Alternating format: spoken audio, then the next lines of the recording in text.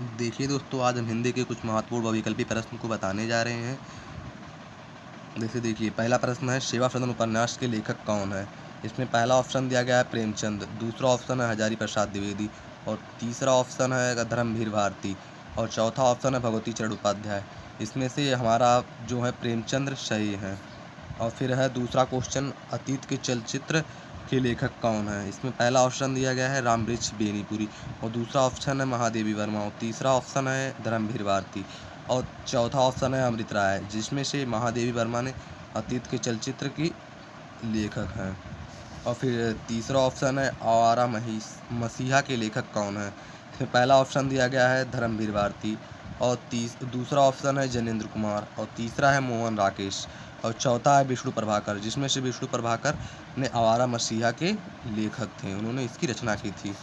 और फिर चौथा है एक घूट के लेखक कौन है? फिर इसमें पहला ऑप्शन दिया गया है जयशंकर प्रसाद और दूसरा ऑप्शन दिया गया है रामचंद्र शुक्ल और फिर तीसरा ऑप्शन है डॉक्टर राजेंद्र प्रकाश और चौथा है नागार्जुन, जिसमें से एक घूट के लेखक में जयशंकर प्रसाद ने एक घूट की रचना की थी।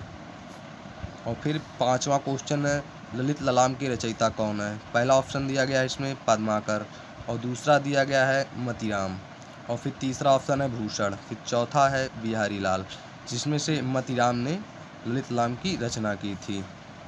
फिर देखिए दिया गया है तीसरा, एक हमारा ये हिंदी व्याकरण से है, हंसी हंसी भाजय देखी दुल्ह दिगंबर को पाहुनी जे आवय हिमाचल की उछा में, निम्नलिखित में से कौन सा रस है? इसमें श्रृंगार रस दिया गया है और करुण रस और तीसरा ऑप्शन दिया गया हास्य रस, फिर चौथा दिया गया वीर रस, जिसमें हंसी हंसी आया, मतलब इसमें हंसने की बात की गई है, इसलिए ये हास्य रस है। और फिर हम आपको और क्वेश्चन दिखाते हैं। देखिए इसमें दिया गया है, फिर अगला क्वेश्चन, शुक्ल युग के प्रमुख इतिहासकार कौन है? पहला ऑप्शन दिया गया है डॉक्टर नागेंद्र और फिर दूसरा दिया गया है हजारी प्रसाद द्विवेदी, तीसरा दिया गया है बाबू गुलाब राय, फिर चौथा दिया गया है इनमें से कोई नहीं।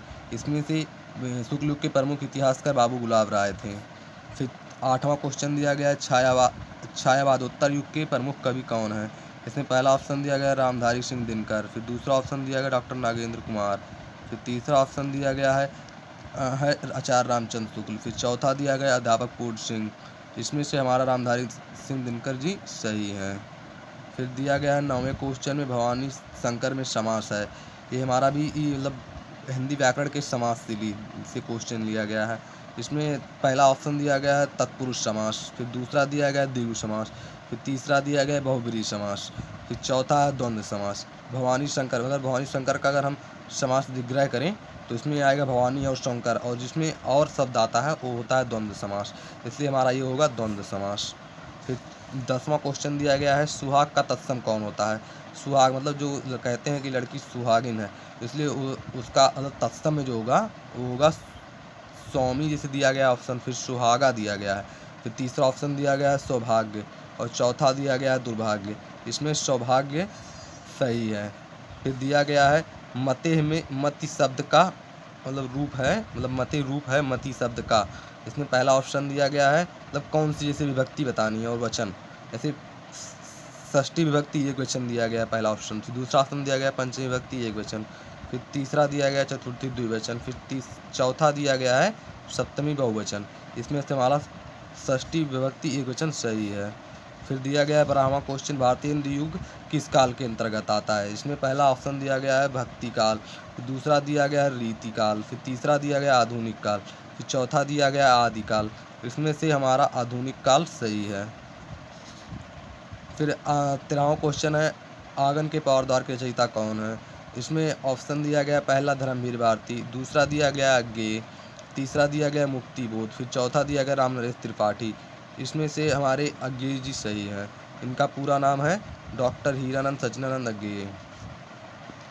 भाई दोस्तों, अगर हमारा प्रश्न या हमारी वीडियो अच्छी लगी हो तो लाइक और सब्सक्राइब और कमेंट कीजिएगा।